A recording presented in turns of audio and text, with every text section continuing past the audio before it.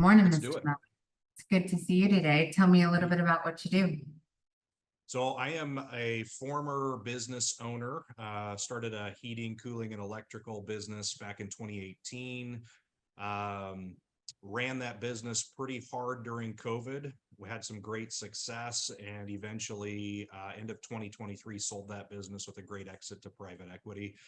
And so, yeah, that's why I have no hair and the rest of it's all gray. But now I just coach leadership teams. So I'm a professional EOS implementer with EOS Worldwide. EOS stands for the Entrepreneurial Operating System. And I just help leaders and their teams get unstuck, find great people, clarify their vision, and achieve their dreams like I was able to achieve mine. You're our EOS implementer. I'm your EOS implementer. Not just us, Yes. but Yes. for clarity. So I'm super excited about that. we are too. We are too. Everyone on our team, we have a lot of human beings, like 300. So everybody has now got the book. What is EOS? They are diving in. They've already rolled out the LTED meetings across every single group.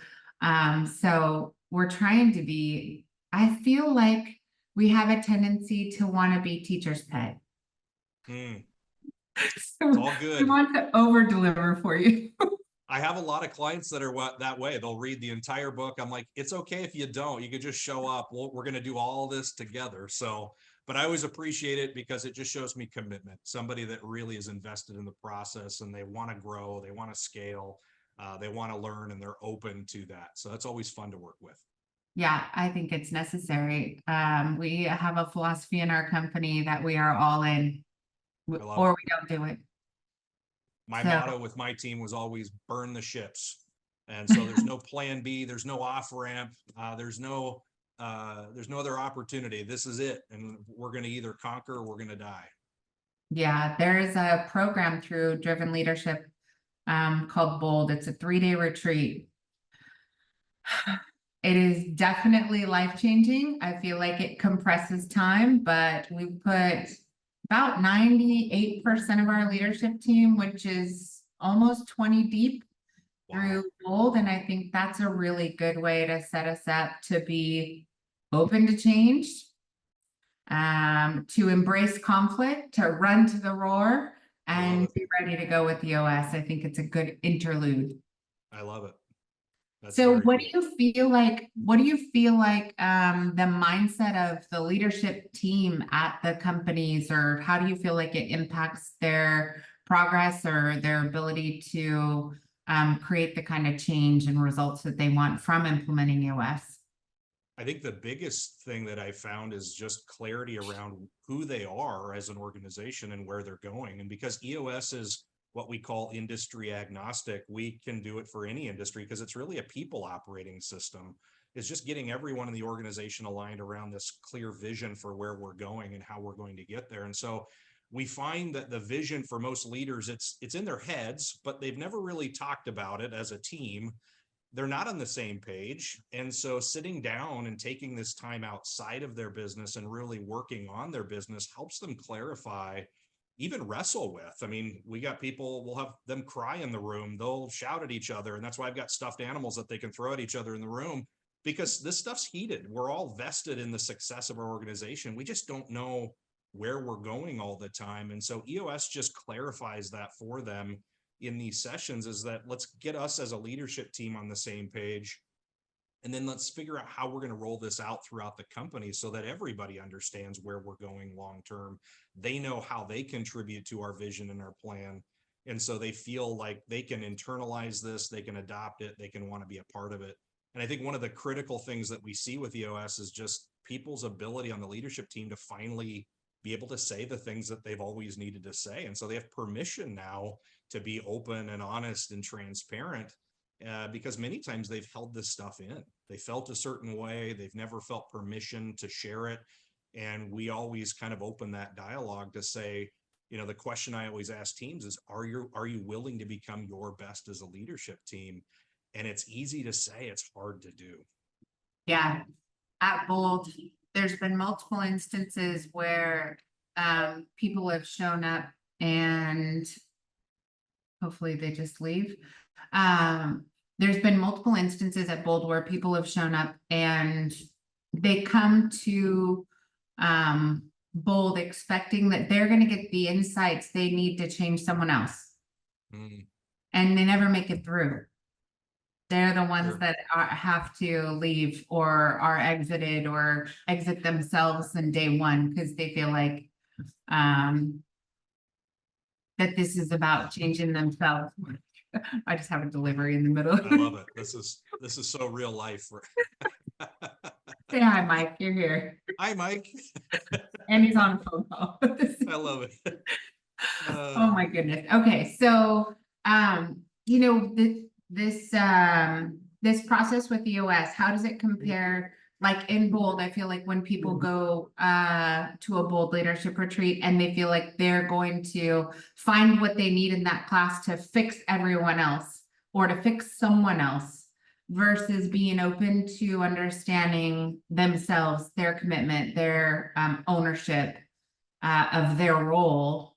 Yeah. What do you see in EOS? Yeah, I think this, there's a lot more about self-reflection in this as a leader in the organization that I find that many times with my clients, they'll come and they'll be frustrated with their people not doing this or not doing that. They're not accountable. They're driving me crazy. And when we utilize the tools in EOS and migrate them throughout the organization, we actually find that it's not usually the person. It's either the role has not been clearly defined. They haven't received proper training, guidance, or resources on that, you know, the definition of their role. And then we don't even hold them accountable to what they're responsible for. And so really, we as leaders are the problem in our organization, is that we're not following through. We don't know how to have difficult conversations with our people. We don't even know how to evaluate them to determine if they're right people for the organization, where the gaps are. And so a lot of this with EOS is reflection. I don't get emotionally involved in these conversations with my clients. I just go back to the tools because the EOS tools work. And I think so often we react emotionally and subjectively as leaders. We pop off the handle, we get upset, and we're reacting to things which are typically symptoms of a real root cause. And so I just go back to the tools. What's working, what's not, and what tool do we have that we can now be more objective, not fly off the handle, be somebody who's approachable and not, reactive and on fire running around our business all the time. And that seems to work really well because I was one of them. I mean, I was one of those people that reacted to everything in my business. And I think it scared people. It was overwhelming and burdensome. And EOS was a lifesaver for me. And this is why I'm such a huge proponent of sharing it with other leaders, is it does put you back in control of your business. But Yeah. we have to reflect, we have to know where we work well as leaders and where our shortcomings are, and really try to surround ourselves with people who are willing to give us caring feedback about where we're falling short and where we can improve. Yeah, agreed, 100%. It's hard to give feedback when you don't have proper goal set, proper measurement tools, and feedback loop. And then I think we're surprised that we get the results that we're getting. And then when we dig into it a little bit, they're like, well, I don't know what they're really accountable for. I'm not sure how to measure it. I don't even know if they've been trained on it. And then I'll ask the ultimate question, show me the job description or the roles that they're accountable for, and they don't have that. And so I say, are we surprised that we're getting the results that we're getting? I mean, they're doing the best job that they can with zero definition in their. It's interesting. So this applies, there's a lot to unpack here. This applies internally and this applies externally. I've had lots of meetings with people that want to come to us and drill into the poor performance of what's happening, whoever their marketing company is. And I'll ask some simple questions. What's your gross revenue? What's your monthly investment? What % of gross revenue are you investing? What were the clearly defined goals that were set? Are you investing appropriately to attain those? And when we get down to it, and what's the duration of time it takes to accomplish those goals based on that investment? And none of those answers do we have, right? That you find out that it's a $2 million company investing 0.25% in marketing and expecting 12% marketing budget results. So why do you think they don't know that? Well, it depends. I mean, sometimes it's the agencies bundling things and not giving clear expectations, or just trying to, hawk their wares and tears versus clearly define a strategic plan. This is where, I mean, if I was going to invite you to my home, I need to know where are you coming from, and I need to give you an address, the little things, right? Fair enough. And do you have a car to get Right. there, right? Or are you riding a bicycle? So, I mean, the same thing goes. It's slowing down a little bit, taking Yeah. the time to invest in creating a very clearly defined strategic plan, and then being honest about, you know, is it realistic? Is it a SMART goal? Can it actually be achieved based on whatever you're willing to commit to? So if you're not I think willing to put that's, the energy or the money or the people or the resources, you might not be able to hit the plan. I think it's so important. I think when we started our business, we did this just disastrous marketing where we would bounce around trying to get this silver bullet or this magic Agency pill. to agency, I call them Yeah. jumpers. Yeah. And so I confess all my sins here.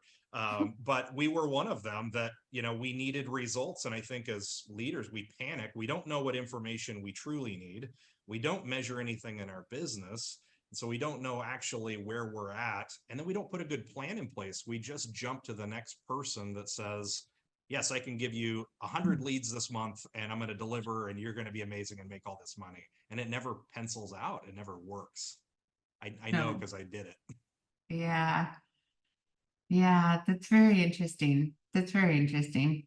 So, EOS honestly was the first, it was the first moment in our business, which was about 2.5 or 3 years into our business, that we actually slowed down enough to actually put everything on paper and figure out who we were, how we were going to measure this. I mean, what are we actually looking at on a weekly basis to ensure that we're even accomplishing our goals? What is our goal? I mean, what's our goal 90 days from now, let alone 1 year, 3 years, or 10 years down the line? We had no idea. It was, I think so much of it was hype. Let's go to 50 million. Everyone's like, oh, let's go. And we're like, I'm not sure how we're going to do that. That doesn't make sense. how do you work backwards from that? Exactly. Yeah, and there's so many answers in math. It's funny how simple and factual math actually is, and it Yeah. works well. Yeah, it makes it really easy to say that's not possible. We did Or that many it's times. possible, but at what cost? Exactly. Or it is possible, and here's all the variations of getting to the same plan, some more successful than others.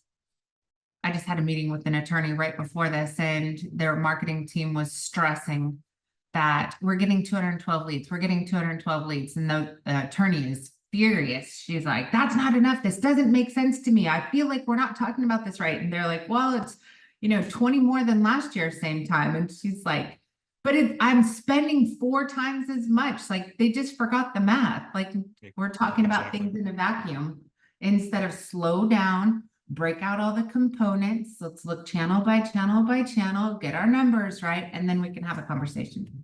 Exactly. And it's the same thing with people. I mean, I think there's two elements to this. One is the emotional element, how to get out of it. In our world, and I can't wait to get into this in the EOS portion, but I have like simple tools to try and become unemotional in all conversations. I have what's working, what's not, what's next. Whatever's working, do more of it. What's not working, stop it, or give it more time, or apply more resources, or redefine it. And what's next? What am I not doing yet that I should be doing next? And then I have, so what, what's next, which means get the frick over it. So in EOS, that's one of the 5 leadership abilities that we teach, is the ability to simplify. It's just rooting out complexity in the organization, because as it grows, things become complex. As owners and leaders in our business, at some point we walk down the hall to grab a cup of coffee and we see 2 people that we don't know who they I are. don't know them. It happens They've every worked day there. on They've been meetings. there for 6 months and we have no idea what their name is or what department they work in. It's reality. Yeah. Our systems, our processes, our tools, they may not be up to date. People may not be following them. And so we start following the chaos and the trails, understanding that we may have to pare things down. We may have to identify a clear accountability chart for the organization, know who's reporting to who and what are they responsible for, and are they even in the right seat? Are they even good at what they do? And we made that mistake many times. We'd bring people in because we were so desperate for folks. Yeah. We had no objective way to bring them on and make sure that they were the right people for the organization. And so it was a gut check. It was a pulse. a feeling. It was very subjective and emotional. And then we bring them in, find out that we overpaid them, their skills aren't adequate, they oversold it, and everyone is disappointed all the way around. And so having And if you tools just played at your, chess, if you what's pulled up, that? and if you just played chess for a moment, opened up the org chart, you might have people that would have fit in that role right now that were I being know. underutilized in a different department. And that's, I think, to your point, this ability to slow down a little bit. I just hired an executive coach myself, and he said, Dwight, I want you to breathe. And in between a decision, I just want you to create some space and breathe. And it's been powerful, is just slowing down and not reacting to everything that's going on around me, as a leader, and creating that space is to go, do I have the tools? How do we use the tools objectively? How are we going to measure this? And how, what's the benefit, pros or cons, in doing this in our business, and really thinking through the ripple effects of change in the organization. So just being frank, this will be interesting how people take this. Most entrepreneurs have some level of severe ADHD. Yeah. So we need to be honest with ourselves. There's a reason you're probably an entrepreneur, because you get distracted by squirrels really, really fast all the time. And it's hard, because in some instances I am coaching and advising people that because of the rate of technology changes and consumer adoption to technology, that you need to be able to make decisions related to technology significantly faster.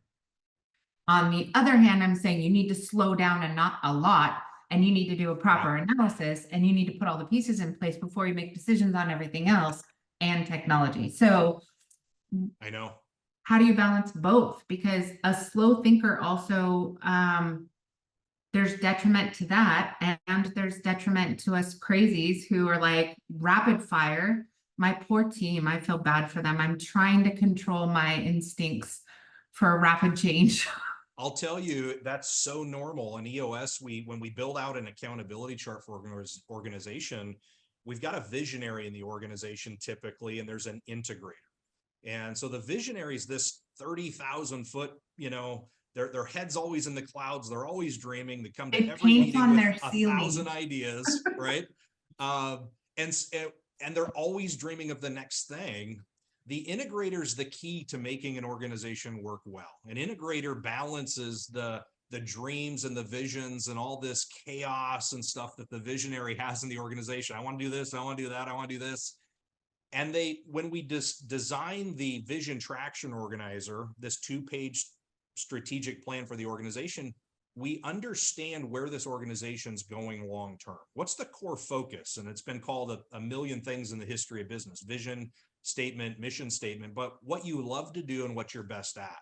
And this integrator is going to bounce all these ideas, and they're the filtering mechanism for the leadership team to go, you as a leader, I love the idea, but it doesn't fall within our core focus. So I'm going to have to respectfully say, not right now. And that's hard to do. Not never, but not yet. Yes. If we don't have that trust at the leadership team level. Give me a minute. Give us a minute. You just implemented, we took on 4 large changes. Can you let them breathe for a minute? Breathe. Allow it to work its way through the system. And so there was many times, I'm a raging visionary, is that I would create chaos in my organization because I was always bouncing around, jumping to people going, gosh, this is a great idea. Let's do this. And they're trying to figure out what's what. I have these marching orders, but he just came down and told me these marching orders. And so it became whiplash in the organization. People just got frustrated with me, even though the ideas may have been good. I would say that they were amazing ideas. Everyone else is going, this is craziness. And we can do this tomorrow.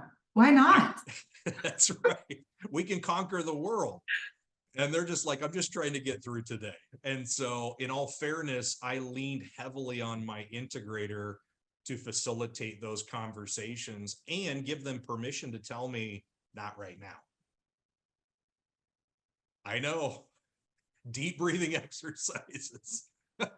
The leadership style I had as a 10-person company is not this. I cannot remain the same human I was at 10, at 25, at 50, surely not at 100, and at Right. 300. I feel like my department heads are all the implementers, which I love having them on the team because I can blow everything, up, and then they slow it down a little bit and say, all right, let's pick 3 of these. Exactly. Yeah. Yeah, otherwise we just see that we get a lot of false starts in the organization. That's what I see a lot of, and I did in my organization, is we would start on an initiative or a project and then it just wouldn't get legs. We couldn't Yeah. facilitate the closure of it or the completion. And then people got frustrated because we were not finishing one thing and then moving on to something Yeah. else. I also feel like the implementers or the director level or manager level or whoever that is that supports a business owner, making sure they are the right people. Cause I've Yes. had to really, really work on making sure that I have a director level team that has an entrepreneurial spirit and a project management style. Mm, And that seems to work really, really well because they're not afraid at all. They're not scared. They're not sitting back with just sheer wall up saying no, no, no, no, no.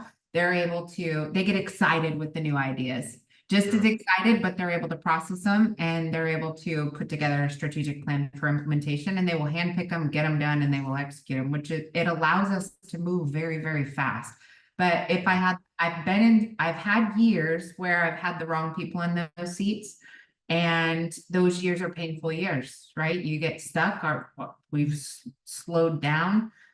And it's very, very hard when you have operationally and sales not in the same pace, because we've had a specific year where our sales was on a rampage and Mhm. operations was not able to execute at the same rate. And we felt that. Absolutely. And that's a unique skill set that you just mentioned. Because that entrepreneurial with project management is not, I would say in the entrepreneur, you know, field or realm, it's not common to Rare. have both of those together. It's rare. Yeah, I agree. So we have had to use some personality assessments, utilize the bold leadership. We've had to ask very, very different questions. We have those who have been entrepreneurs previously, but they're PMP certified or Scrum certified, or they've got weird certifications that don't fit in their expertise. Sure. So that's why I refer to our team as unicorns. I'm like, because we hunt for unicorns. All our HR team says I'm a unicorn hunter because Yeah. I'm looking for give me the weird one. I want the oddball. And it drives the results that you're looking for in the organization, which is powerful. Yeah, absolutely. So switching topics. Right now, we're sitting in the middle of an election year. We have interest rates through the roof. Stock markets are taking a crazy ass dip. Yeah. Things Lots are more leveling hair from out. that. Real estate issues. There's all across the board. Consumers are tightening up their wallet. They're slowing down. What would you? Well, I'll put it this way. A year ago, I started prepping everybody, saying, "Look, an election year is no different than spring and fall. It comes every 4 years instead of every 3.5 months, right? So if I know it's coming and I know that there's a contraction every election year, I know there's a contraction during spring and fall. How do we get business owners to not wait for the contraction to be sitting on their front door saying, I wish I would have a year ago or prior to an election year and a half ago, I would have prepped for something that is known. We know we're going to go through a recession every X number of years and so forth. Yeah. Like, how do we get to the point where the business planning is not so, This week or next week? yeah, not so immediate. It's not planning if it's today, right? If all you're doing is reacting. So what is your recommendation? How do we get them to look at that 5-year cycle and I plan? think one is having a longer term vision and plan for the organization. And a lot of this, again, not to self promote EOS, because there's a lot of great operating systems out there. And so I don't bash any of them because I think there's many amazing ones. There's more that have no operating system, so we're good. Yeah. But EOS really helps you understand, I mean, in a very simple 2-page plan, where are we going and how we're going to get there. And to your point, it has to be more about planning long term. I was in retail back in college and ran a Mervyn's department store. And the big thing with retail is you're always looking a season ahead. And Mhm. so right now, if you were to go to Costco or any of these places, there's actually stuff for Christmas out right now in August. And so, which boggles our mind, but that's how far in advance we need to be thinking about hiring, training, our technicians, our installers for the fall and winter season ahead. If I hire them on today, I've got at least 8 weeks of training to ensure that they're prepared with accessory training, maintenance, repairs, having proper inventory on their truck. If I don't do that until November 1st, I'm already behind the 8 ball. And so I'm just reacting and I'm throwing technicians in people's homes. They have no business being there. My reviews will reflect it. My revenue per ticket will reflect it. I'm not thinking in advance. Marketing's the same way. I need to be thinking today what I'm longer going to window. be offering in the fall, and then I train my people around my product offerings, my accessories, different things, equipment, installations, having homeowners be thinking about humidification or wherever you're at in the marketplace nationwide. But we've got to be thinking longer term. And I think so often in the trades, because I didn't grow up in the trades, I came into it in 2009 after that big recession we had, I was shocked at how far behind we were in planning for the future. We were just reacting to all fires in our business today, tomorrow, and next week. And our business really was held together by duct tape and twine. We just didn't have a good plan for what we were doing long term or how we were going to work ourselves out of this big problem that we were in. We had untrained technicians, installers who were untrained. They didn't know how to put products in. We were getting callbacks, and I'm going, okay, there has to be a better way than this. We can't keep operating this way. Yeah. And so I always told my teams, look a season ahead. If you're going to develop a marketing plan, start thinking about what people are thinking about when they go back to school. Beginning of the new year. I mean, start anticipating the needs of the consumers and what they're searching online. Get with a marketing agency and find out what people are searching for on Google this time of year or in these seasons, and then start creating a plan around it. Yeah, and I think that, this is so much to unpack, right? It can be a vicious cycle. If you don't have your mission, vision, and brand down, and you don't have proper training systems, you're going to have a tough time recruiting because no one wants to work. Correct. You're going to have to pick from the bottom of the barrel. I hate to say it, right? Yes. Versus talented, experienced, pre-trained, ready to rock and roll. There's a big difference in who I was capable and able to recruit in my own business. It doesn't matter if you're a HVAC company or a marketing agency, it's the same. Exactly. I remember in the beginning years when I had my DIY website and I had no clue who we are and where we were going. And, my recruiting strategy was, if you want to learn digital marketing, come work for me, versus now being one of the top agencies. I've got the clout and the benefits and the training and the infrastructure and the client base and the consistent, all of these things that we can recruit top talent. We can hunt for them and bring them over. I think that's a huge necessity that at some point that transition has to happen. If all entrepreneurs got to start with a bucket of money, this wouldn't be a big deal. Right.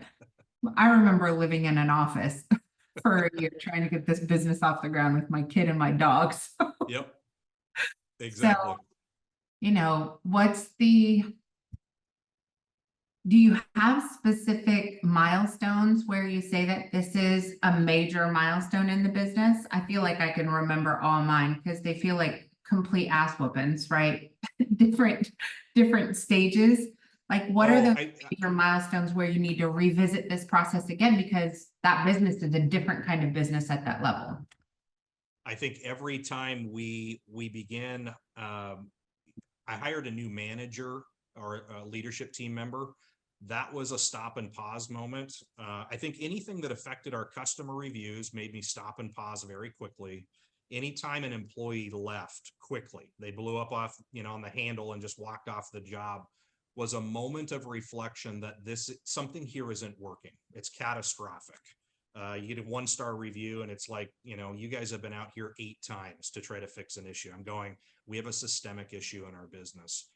And I always, unfortunately, it was success by Braille many times was these landmines that we'd hit. Spidey And then senses. And then I'd go, wow, that hurts, right? We want to be a 5-star top shelf HVAC business. And if we were to look internally, there's some stuff that's falling off the rails. I remember one time we hired a commissioned, he was a top performing commissioned technician, and we didn't set him up for success. And if you're a top, commissioned technician coming into a different organization, you want to make sure that you've got a great vehicle, your vehicle stocked and ready to go with not only your essential parts, but accessories.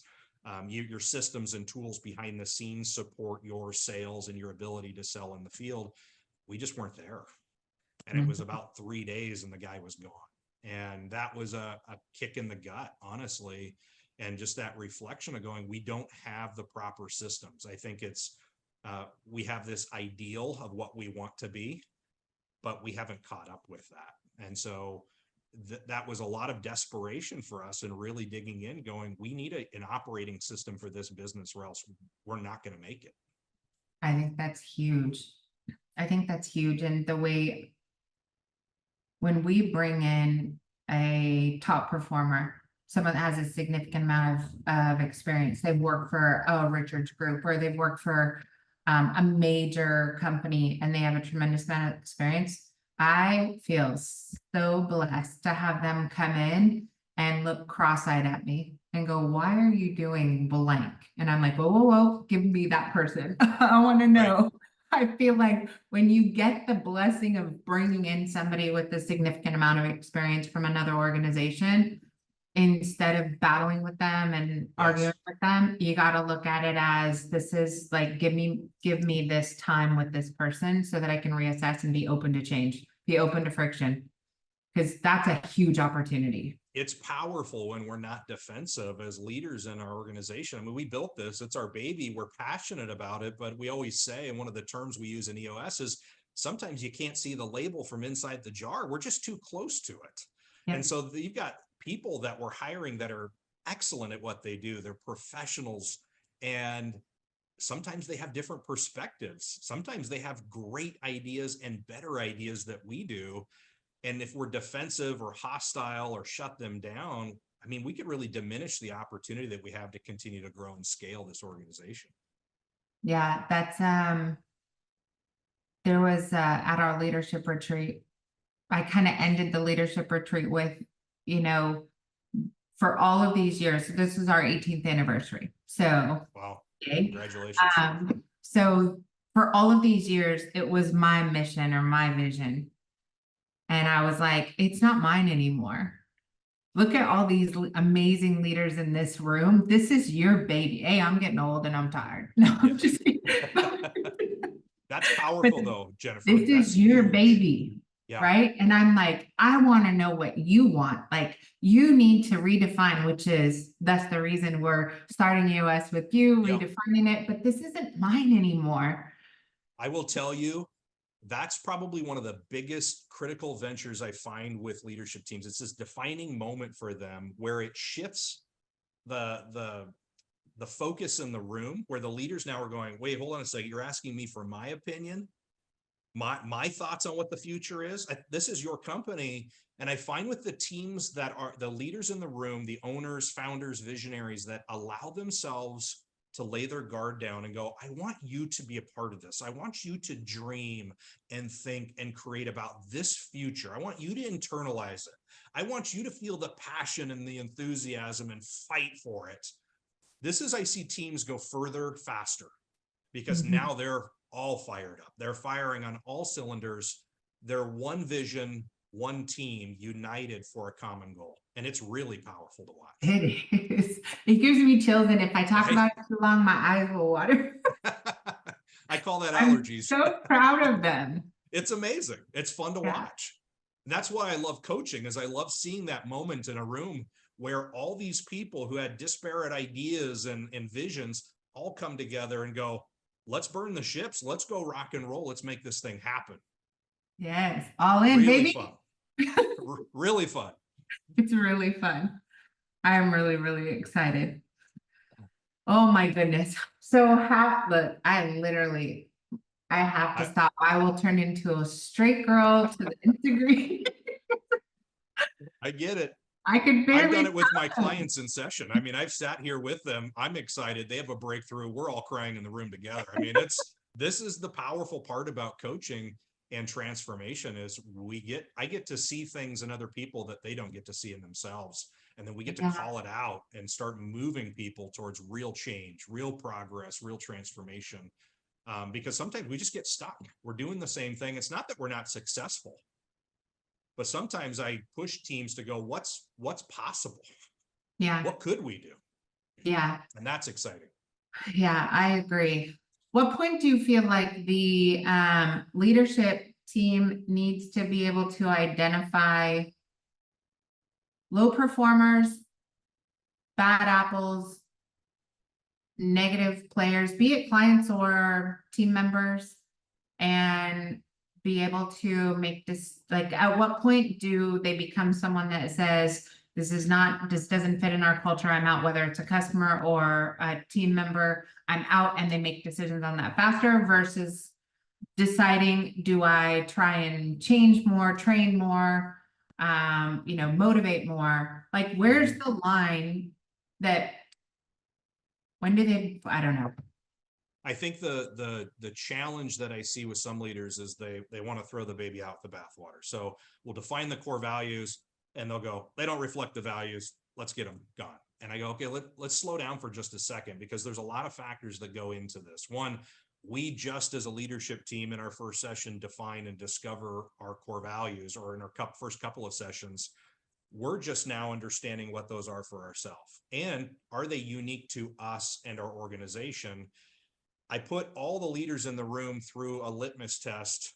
And so once we've discovered and defined those values, then we do a real-time performance review to ensure that we actually reflect our own values that we said characterize our organization. Because if we don't, it's going to be very difficult to coach and train other people in our organization. They're going to see the gaps and the fissures in who we are as leaders, and how, we're telling them to act differently than us.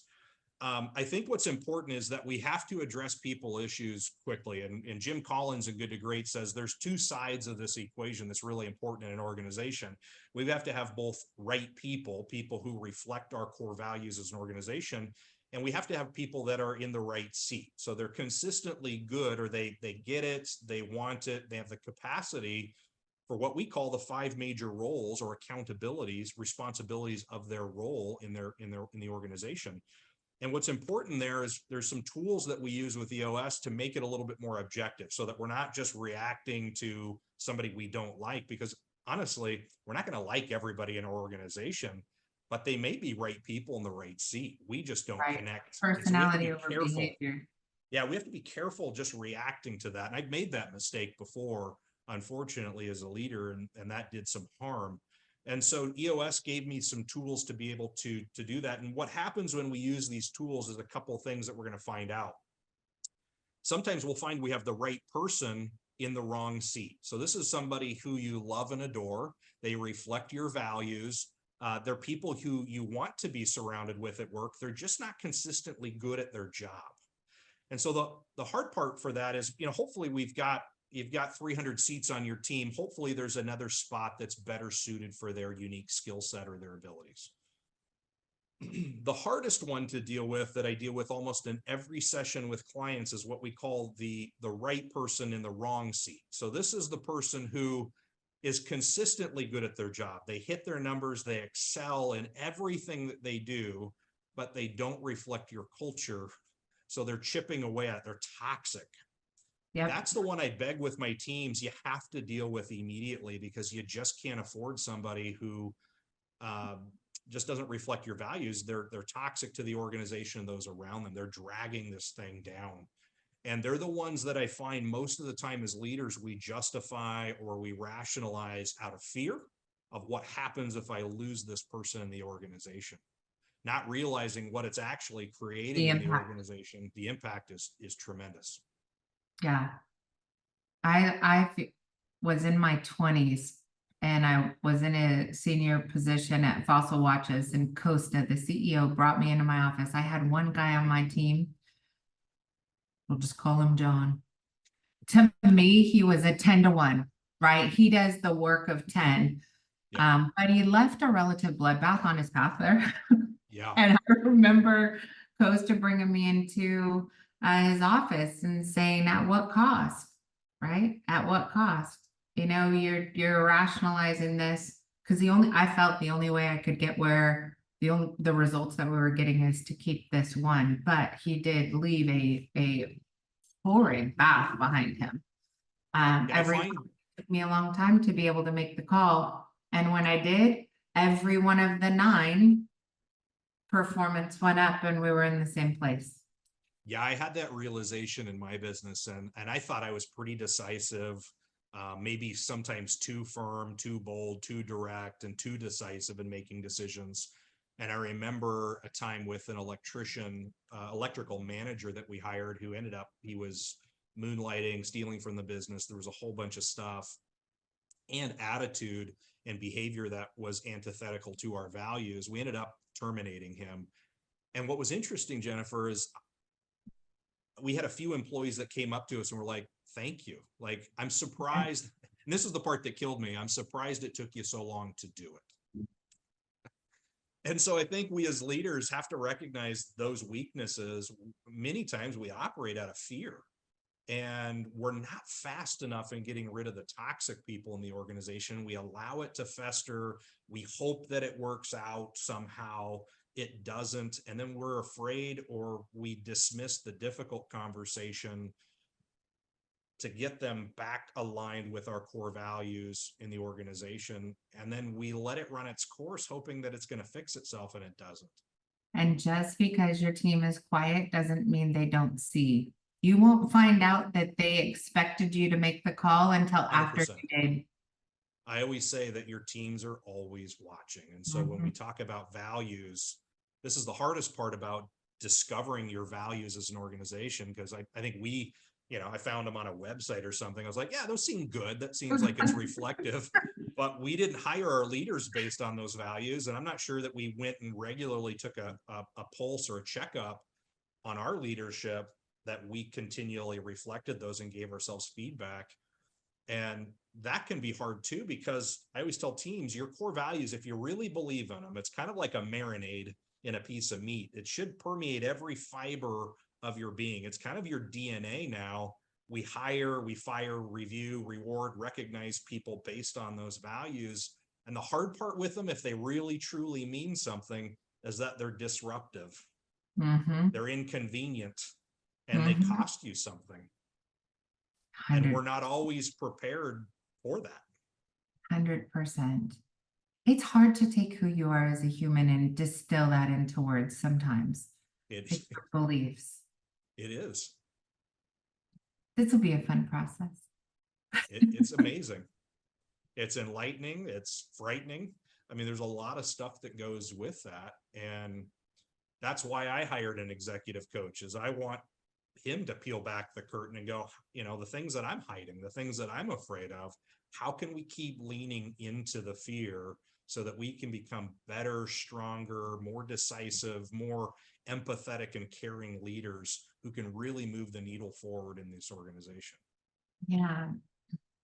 I've had a business coach since my early 20s, and being able to, first off, in the beginning, I selected one of the best of the best of the best. The gentleman, Tony Jerry, he is a coach to the top 500 CEOs in the world. Wow. I begged and pleaded and traded anything. I'm pretty sure I would have shined the guy's shoes if I could get it. I just wanted the best. Yeah. So I think that, a lot of times I'll see companies want to hire a coach and they go for glam and glitz hype over tactical experience. So in choosing a coach, like, what would you recommend to a leader? Like, what's the checkpoints that they should consider before they just take advice from anybody? Because, I'm not going to ask my divorced 4-time Aunt Mary about marriage, or my broke Uncle Joe about money. So how do we make sure they're picking the right people? Like I tell all my clients, look at the proof. Talk to their existing clients. If they're afraid to share the results, if they're afraid to share the names and telephone numbers of their current clients, if they can't produce a portfolio of where they started and where they're at. I mean, with EOS, the guarantee is simple. Bring a check to the session. If you don't receive value, don't pay me. And so what I do, everything that I do since I retired from my business is all about transformation. If I can't deliver results for you, you shouldn't pay me anyway. I'm not worth my weight. If you want to talk to all my clients, here's their number, call them, see what's happened in their business. I have clients that have cried here going, we've gotten more done with EOS than we have in 30 years in our business. And if it doesn't move the needle, then why spend the money? If you're not committed as a leadership team, don't spend the money. I told a client this week, if you are not all in, if this isn't a hell yes or a hell no, then don't do it, because I don't work on hell maybes. It doesn't ride. And so I want to know that you're in it to win it, that you're in it for the long term. And so I'd sell anybody that's looking at a coach, do your research on them. Have they ran a business? Were they successful? Did they exit? Show me results. I mean, I had a client recently that some local marketer wanted to pitch them marketing stuff. And he said, what questions should I ask? Is show me a portfolio. Yeah, first off, they shouldn't be presenting from a PowerPoint. And they get out the case studies, get off their website, get off the PowerPoint, make them pull up analytics. And they said they couldn't do that. Just trust us. This information is proprietary to our clients. And I said, no, don't spend the money. They need to show you what they've done. And any good marketing agency should show you what they've done for their clients. And again, there's no silver bullet. There's no magic pill. Again, I have to be just as invested in the marketing process as my agency. I've got to ask good questions. I need to be educated on these things.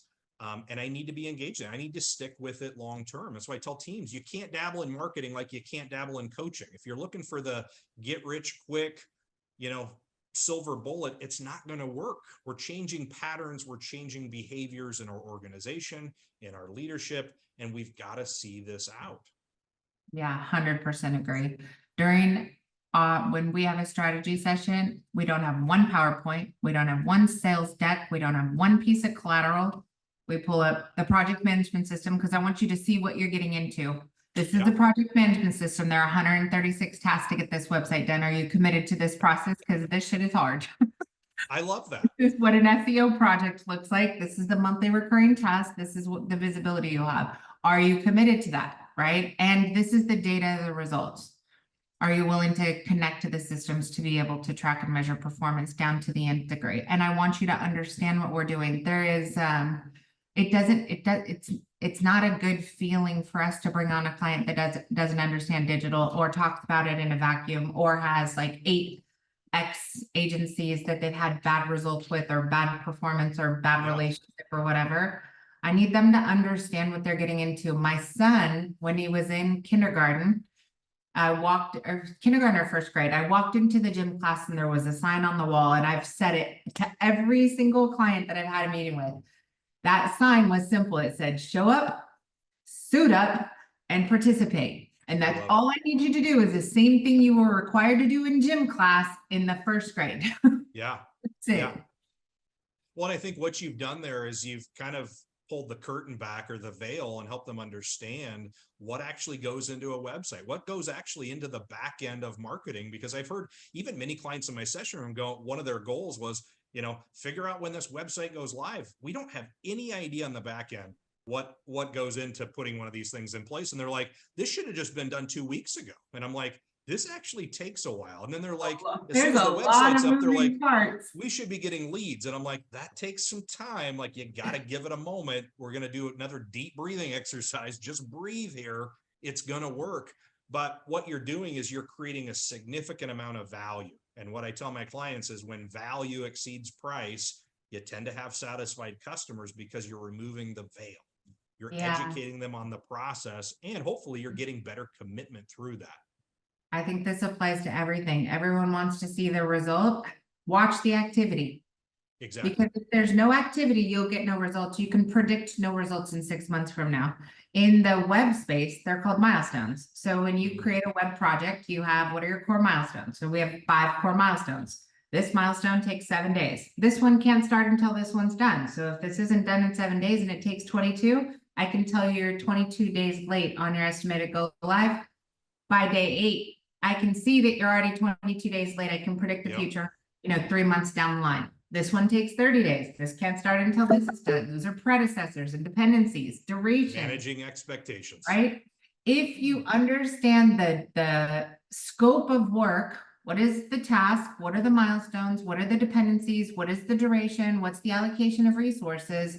Then we wouldn't be so worried about the go live date, because what I'd be concentrating on is I'm going to show up as a client to make sure the first milestone gets done in 7 days. I'm going to show up as a client and make the decisions necessary and approvals necessary to get the second milestone done in 30 days and to get the third milestone. If you focus on the activities, the deliverables, and that window, then you'll get the result that you want. But if Couldn't you agree more. show up thinking, when am I going to go live, or when is my phone going to ring, and you're not concentrating on the activities, now you're looking at the number of competitors, the investment time, and all those, Exactly.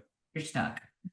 And that's what we talk about when we build out scorecards in EOS is what are your weekly activity-based numbers, your leading indicators that drive these results. Results. Activity drives results. Activities. Not a wish and a prayer. And That's definitely not cursing or yelling. Yep. Exactly. Exactly. That's Oh good. my goodness. Well, this has been really, really good. Thank you. I'm sure It's I been have fun. like 80 clips I can use from this. It's been fun. I've really enjoyed it. Good, good, good, good. There's so many connections in between. I mean, it's all the same, right? It's all the same. Mindset, math, management, heart. It is. That's why I love the simplicity of EOS is I didn't have to reinvent the wheel. I mean, most teams I work with, they're doing many of these components. They're just kind of spread out and they're not combined into like, here's our plan, here's our operating system. This will make sense because you'll look at a lot of this stuff as we do it and you'll be like, we're already doing a lot of this. We call it something different. And so we'll just use common language, common nomenclature, so that we're all speaking the same language. And it's really powerful because the tools, I mean, I tell teams, and this is like the worst marketing that I could do is I meet with potential clients and I give them a traction book and I say, all the tools and disciplines are in there. Like whether you choose me or not, you can do this yourself if you have the capacity and the objectivity as a leader to be able to do it. If you have the time and you're objective enough, great. Most leaders don't have the time to learn a whole new operating system and the execution of it. I know we self-implemented and it was a disaster because we couldn't look objectively enough, nor did we have the time to learn that and still run our business well. But there are some out there that do. They self-implement and they're successful and there's no right or wrong. Yeah. I feel like there's 2 different routes. One, just to simplify it, one looks like a business owner walking out of their office with one of those giant boxes of poppets, Yeah.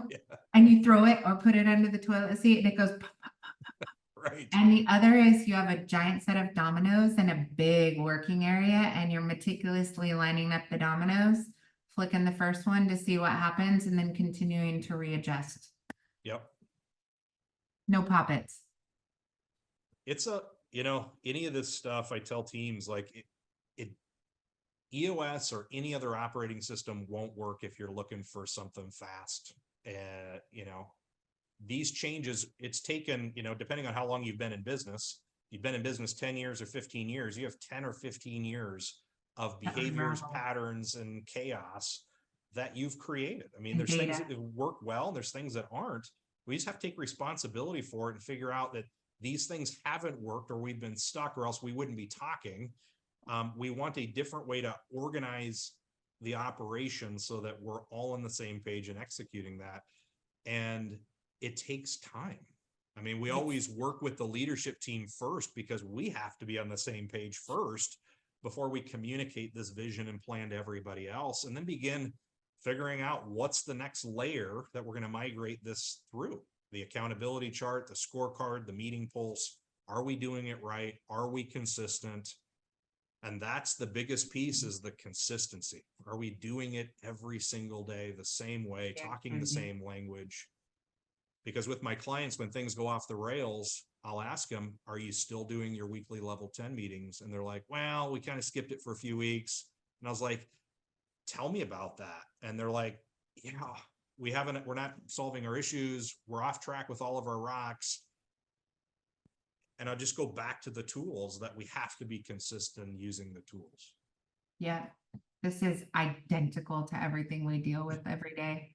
When we get a new client, we have a website that's been built and had 80 other hands inside of it that we have to unravel an entire digital situation and mess of reporting I can and only imagine. everything that's a disaster. So we can't even start making progress until we figure out where the heck are they coming to the table at? And Yeah, how much do we have to fix before we can get a clean state to be able to start making progress? And I think that is, everybody wants to take something that's not working and say, okay, make this work.